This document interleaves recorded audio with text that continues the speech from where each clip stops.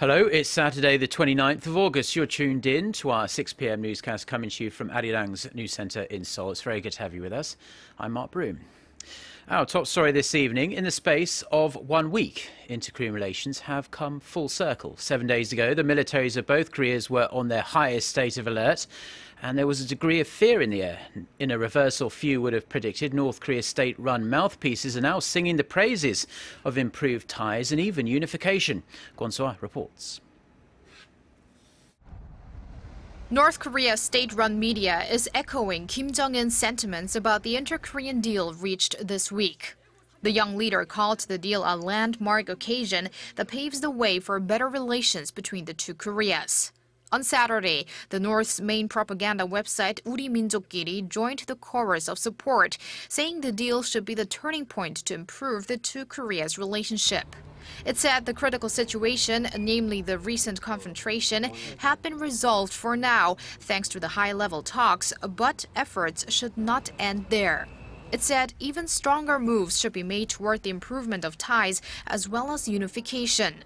The report added that confrontation and mistrust needs to be shaken off and a constructive atmosphere established.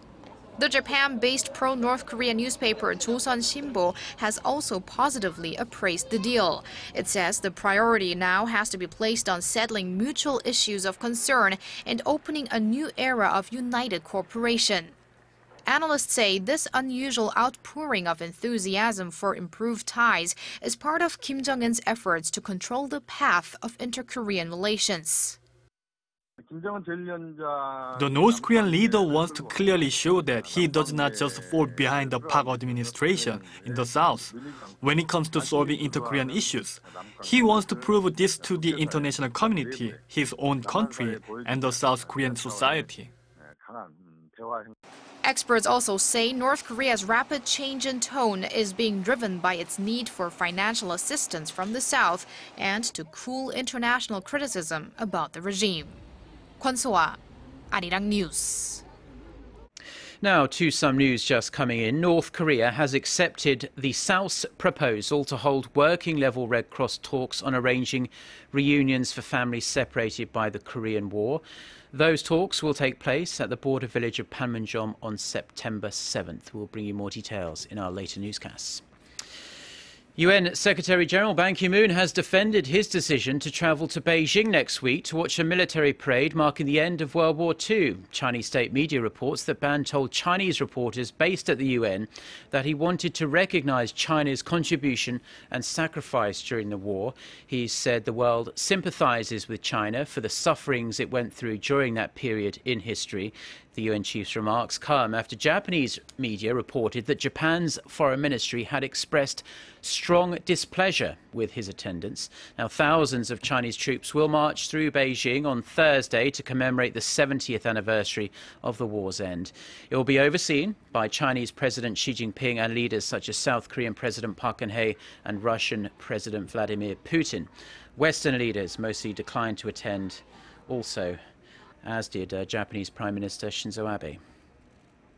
Foreign Minister Byungse is on his way to Alaska for talks with his US counterpart John Kerry that will largely centre around the security conditions on the Korean peninsula following the recent deal between the two Koreas. Officials say Yoon and Kerry will hold one-on-one talks on the sidelines of the two-day conference on global leadership in the Arctic that opens on Sunday in Anchorage.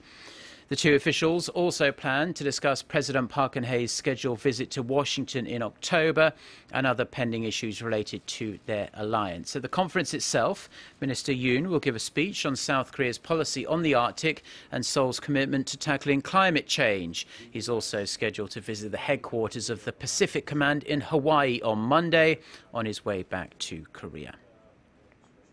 And in some welcome news for the Korean economy, the number of foreign visitors to the country has returned to levels seen prior to the outbreak of Middle East respiratory syndrome in May. Government figures show that since mid-August, the average daily number of foreigners stepping foot into Korea has recovered to around 30,000. On Tuesday, that number reached nearly 48,000, with half coming from China. Tens of thousands of Chinese tourists had cancelled trips to Korea this summer due to fears about the MERS virus.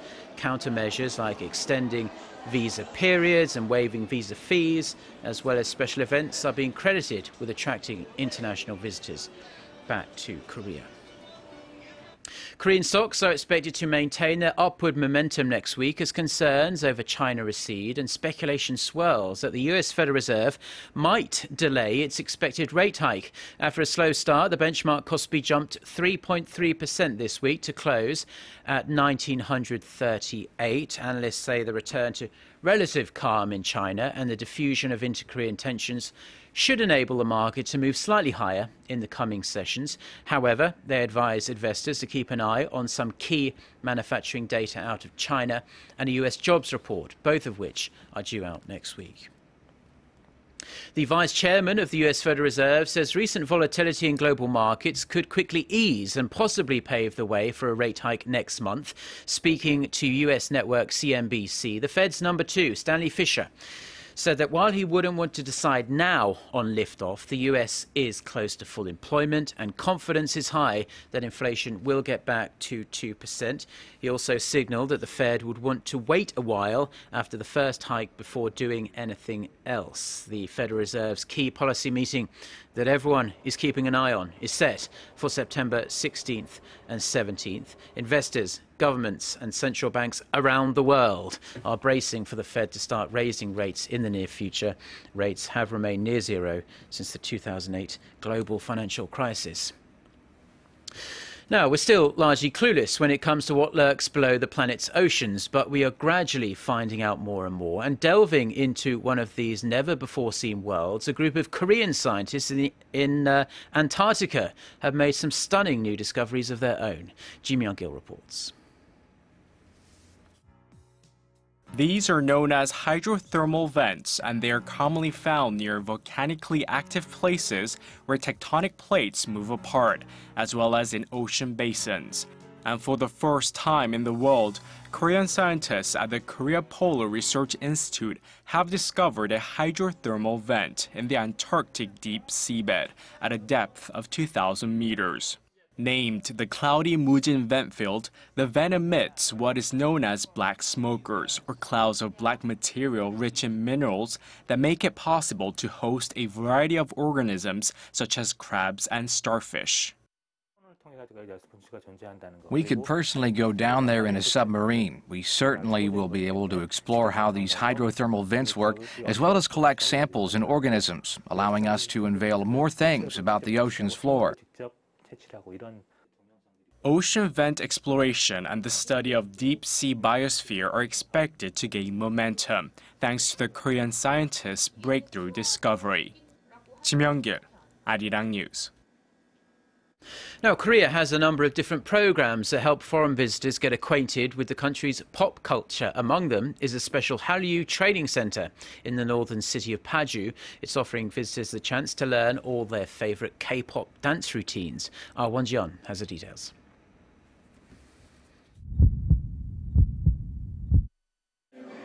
An addictive melody goes on play, and this group of French students begin swinging their arms and legs to the beat. Though their dancing skills may not be as impeccable as the original K-pop stars, their passion and efforts shine through. I'm a huge fan of EXO and their choreography. It feels great to learn their dance moves firsthand.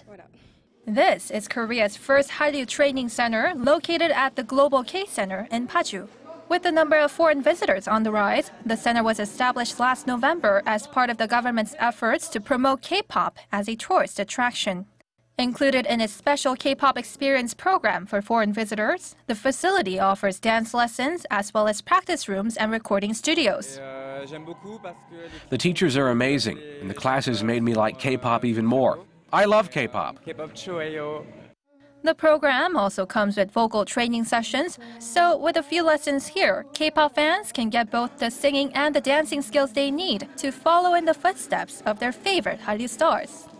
The center hopes to attract up to 20,000 visitors every year. Won Ji-yeon, Arirang News. The government has approved controversial plans to set up a cable car system on one of Korea's most beloved mountains. The Ministry of Environment says construction on the southern side of Mount Soraksan in Yangyang County will begin next year and finish in October 2017. The 3.5-kilometre-long system will start operations in 2018. The cable car will give visitors a convenient way of getting to the peak of the Osek area hiking course. However, the plan is conditional on Yangyang County coming up with additional measures to address environmental and safety issues. Environmentalists are deeply opposed to the cable car system, saying it could ruin the mountain's natural environment. Now, before we go, taking a brief look at the weather, and we'll see more pleasant conditions on Sunday under mostly sunny skies with afternoon highs nationwide in the mid-20s to low 30s. It'll be a comfortable night as well, with the mercury dipping to 16 degrees Celsius in Seoul. We can also expect similar bright, warm and sunny conditions throughout the whole of next week as well. With that, let's take a look at the weather around the world.